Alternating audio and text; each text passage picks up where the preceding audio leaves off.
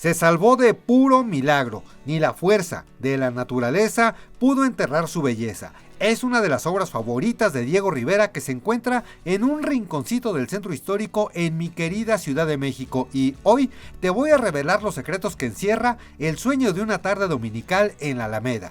Así es que no te despegues y quédate hasta el final de esta historia. Y la historia, mis muy queridísimos amigos, inicia aquí, en este mismo lugar, lo que hoy es el Hotel Hilton, pero que antes de 1985 fuera uno de los hoteles más lujosos de esta mi querida Ciudad de México, y se trataba del Hotel del Prado. Oye, pero antes que nada, y para que no digas que soy un grosero, permíteme presentarme. Yo soy Alfonso Vargas Torres, soy periodista mexicano, y este es mi México mágico. Este hotel, el Hotel del Prado, se construyó entre los años de 1933 y 1946. Y el encargado de la obra fue el famosísimo arquitecto Carlos Obregón Santacilia. Y resulta que, pues antes de su apertura, en el año de 1947, resulta que este arquitecto Carlos Obregón pues le pide a Diego Rivera que pinte un mural para que adornara las paredes de uno de los salones más famosos, que era el Salón Comedor Versalles.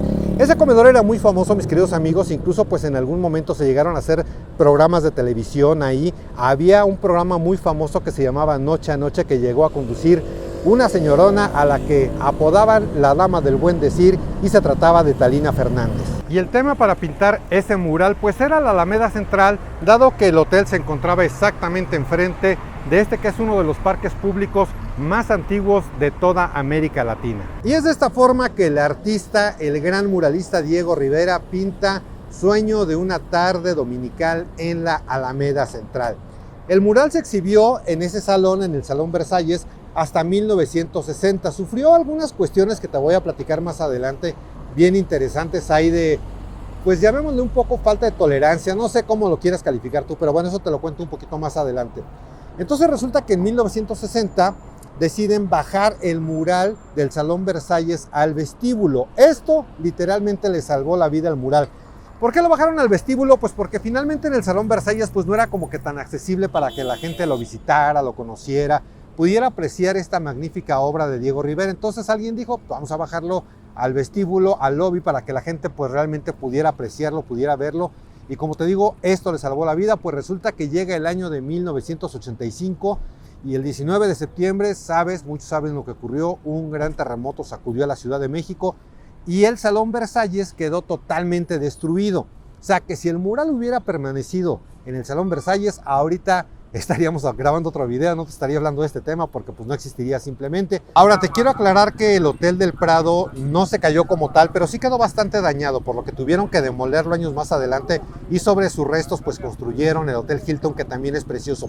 El mural evidentemente tuvo que ser desplazado, para lo cual se requirió la fuerza de 300 personas, tanto para pues protegerlo, acondicionarlo y poder trasladarlo. ¿A dónde se lo llevaron? Bueno, pues enfrente del Hotel del Prado, prácticamente enfrente, se encontraba también otro hotel muy bonito, muy icónico, que era el Hotel Regis. Lamentablemente ese sí se vino abajo por completo, pero en la parte de atrás, en la calle de Valderas y Colón, existía un estacionamiento.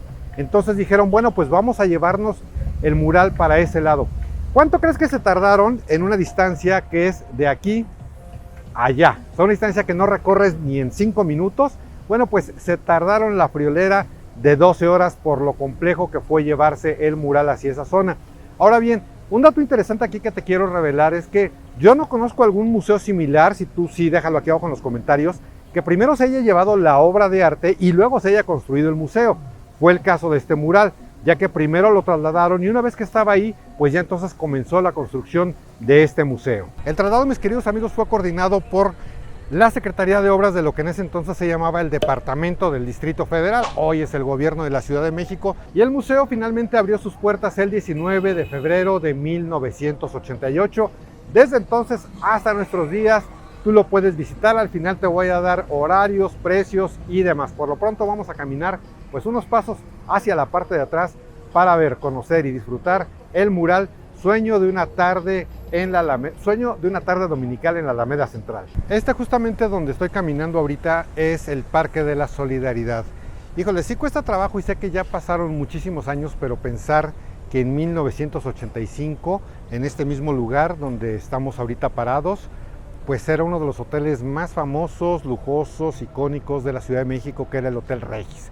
se vino abajo. Lamentablemente pues muchas personas quedaron bajo sus escombros. Órale, me estoy enterando de otro dato. Fíjate que aquí afuera del museo me encontré con esta placa que dice: aquí donde estuvo el edificio que fuera el Hotel Regis se ubicaron las oficinas de El Imparcial, diario que introdujo el periodismo moderno a México. Esta es la entrada al museo, mis queridísimos amigos, y antes de ingresar te pido que si este video te está gustando, está siendo de utilidad para ti, pues regálame un buen y un poderoso like, una manita arriba. Ya que andas por ahí, pues también suscríbete si es que no lo has hecho a este canal de YouTube. Es muy fácil, ya lo sabes, solamente pícale al botoncito rojo que se encuentra en la parte de abajo, activa la campanita de notificaciones para que YouTube te indique en qué momento estoy subiendo un nuevo video. Para ti es total, absolutamente gratis, y a mí, créeme, me ayudas muchísimo para seguir creando este y otro tipo de contenidos. Dentro del museo en ocasiones hay exposiciones temporales, pero en esta ocasión no había montada ninguna.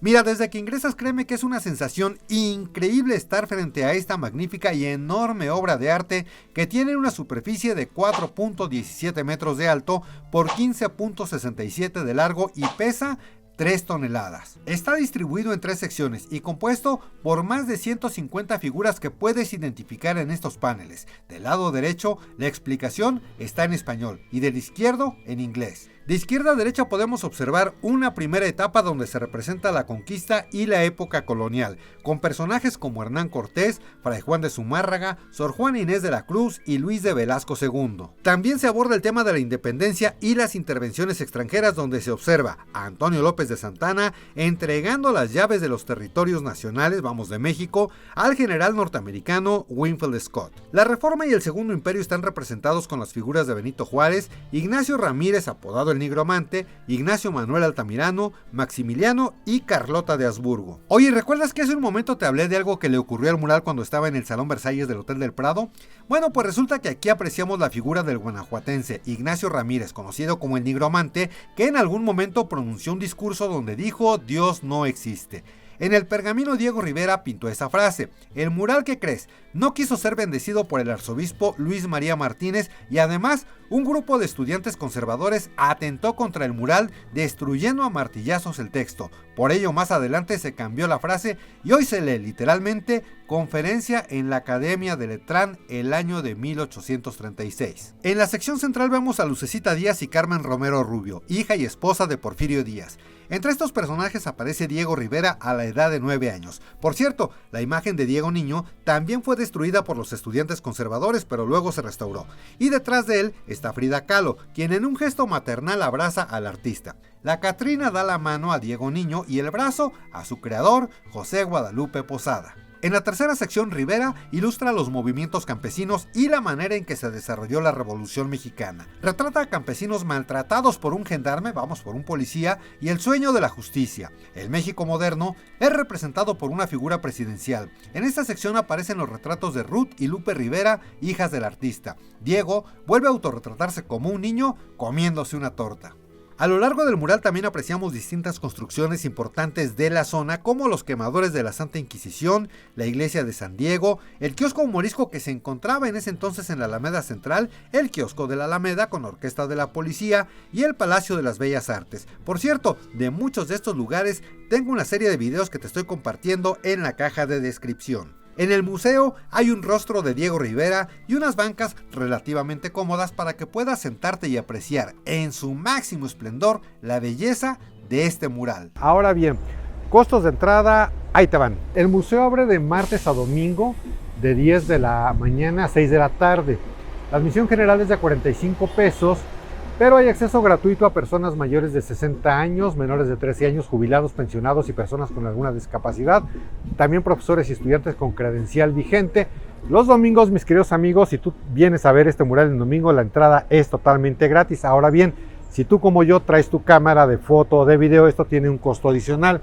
El permiso por fotografía es de 5 pesos, permiso por video es de 30 pesos y también pues existen las visitas guiadas, ahí vienen algunos horarios donde te cuesta 20 pesos la visita guiada. ¿Vale la pena? Desde luego que sí vale la pena. Llegar al museo es supremamente fácil, ya que se encuentra a un costado de la estación Hidalgo, ya sea de la línea 2 del metro o bien del Metrobús. Oye, pues yo te quiero comentar que realmente me encantó, me fascinó el mural, que literalmente pudo haber quedado debajo de los escombros, pero mira, se encuentra aquí para que cualquiera de nosotros lo podamos apreciar y disfrutar. Me encantó. ¿Qué te pareció a ti? Déjalo aquí abajo en la caja de comentarios. Te quiero confesar, estuve como 20 minutos más o menos ahí viéndolo. Digo, aparte de grabarte las imágenes, pues llegó un momento en que realmente me senté a contemplarlo, porque es bien interesante cómo te va contando tantas y tantas historias de los sueños de muchos mexicanos en una tarde de domingo en la Alameda Central. Oye, te quiero pasar otro dato. Fíjate que muy cerca de aquí se encuentra una de las calles más interesantes de todo el mundo. Es la número 19 de 33 según la revista Time Out. ¿Quieres saber cuál es la calle y por qué es considerada una de las más interesantes de todo el mundo? Mira, hice un video que te estoy compartiendo en este lado para que vayas, lo veas, lo disfrutes y sigas conociendo un poquito más acerca de mi México mágico.